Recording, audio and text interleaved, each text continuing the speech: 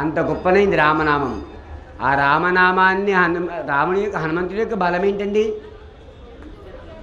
రామనామమే. ఏ బలము లేదు హనుమంతుడికి.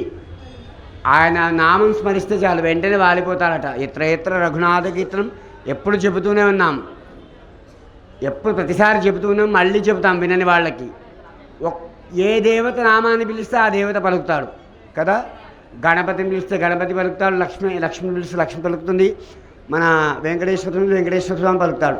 కానీ ఒక్క నామాన్ని పిలిస్తే ఇద్దరూ వాలిపోతారు. రామనామం పిలిస్తే వెంటనే ఆంజనేయ స్వామి అక్కడ ప్రత్యక్షం అవుతూనే ఉంటాడు. అందుకే ఎత్ర ఎత్ర రఘునాథ కీర్తనం తత్ర తత్ర కుతమస్తకాంజలిం.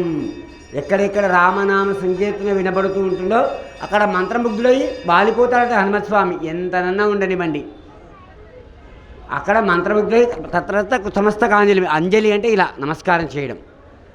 ఆ నమస్కారం చేత వెంటనే వాలిపోతాడట. అంత గొప్పనైంది రామనామం అట. సనయ ప్రవర్తమాన అస్మిన్ సంసార చక్రే మహతి నానా యోనిషు జనిత్వా తేన అపి భాగ్య విశేషేణ ఇదానీం మనుష్యజన్మ ప్రాప్తవతః మమ జన్మ ప్రభృతి ఏతత్ క్షణ పర్యంతం కృతానాం నవవిధానాం మహాపాతక ఉపపాతక ఆదీనాం సద్యః అపనోదన ద్వారా శ్రీ రామచంద్ర స్వామినః కన్యా ఆదానం అహం కరిష్యే.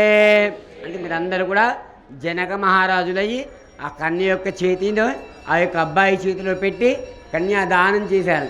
ఇప్పుడు ఏమైంది ఆమె?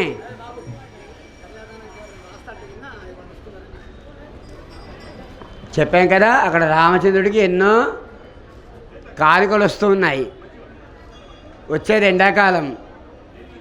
పాపం రాముడు మొన్నటి వరకు కూడా ఎండలలో తిరిగి తిరిగి ఆ వనవాసం చేసి అలసిపోయి ఉన్నాడు. కాబట్టి అనుకున్నాడు, మావాడు గొప్ప పరాక్రమవంతుడు అండి, మావాడు గొప్ప ప్లేయర్ అండి, మావాడు గొప్ప జ్ఞాని అండి, మావాడు గొప్ప పండితుడు అండి. మన వాళ్ళ గురించి మనం చెప్పుకుంటాం, శత్రువుల గురించి చెబుతామా ఎప్పుడన్నా? మన వాళ్ళ గురించి మనం చెప్పుకోవాలంటేనే అటు ఇటు ఆలోచించి మరి చెప్తాం, మనమే గొప్ప వాళ్ళే తక్కువ అన్నట్టుగా. అటువంటి శత్రువుల గురించి చెప్పమంటే చెబుతామా? ఆ ఘట్టం రామాయణంలో మాత్రమే ఉంది. ఎక్కడ ఎప్పుడు వస్తుంది ఆ ఘట్టం? మారీచుణ్ణి రావణాసురుడు మాయాలేడిగా పొమ్మన్నప్పుడు వస్తుంది. మాయాలేడిగా వెళ్ళి ఆ సీతని అలరింప చెయ్యి, నీ దిక్కు వచ్చేటట్టుగా చెయ్యి అంటే మారీచుడు అంటాడు, ఎవరి దగ్గరికి వెళ్ళమంటున్నావు తెలుసా నువ్వు అంటున్నావు. సీత దగ్గరికి. ఆయన భర్త ఎవరు? రామచంద్రుడు.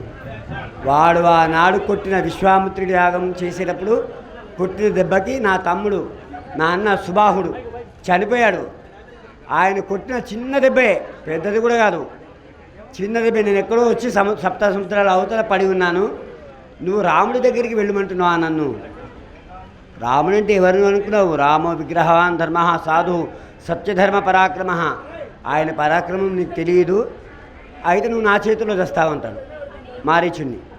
నీ చేతుల్లో చచ్చే బదులు ఆ మహానుభావుడు రాముడి చేతుల్లో చావడమే శ్రేయస్కరమని చెప్పి ఆ మాయలేడి వేషంలో మారీచుడు వెళ్తాడు. మారీచుడు శత్రువు రాముడికి.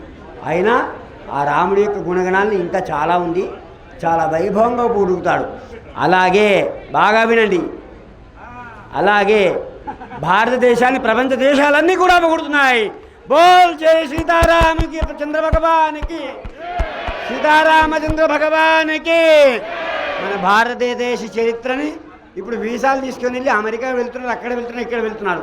రేపు అక్కడి వాళ్ళే వీసాలు తీసుకొని ఇండియాకి వస్తారు. ఇండియాకి వీసాలు దొరకవు. ఇప్పుడు అమెరికాకు దొరుకుతున్నాయి అంటున్నారు, అప్పుడు ఇండియాకి దొరకవు.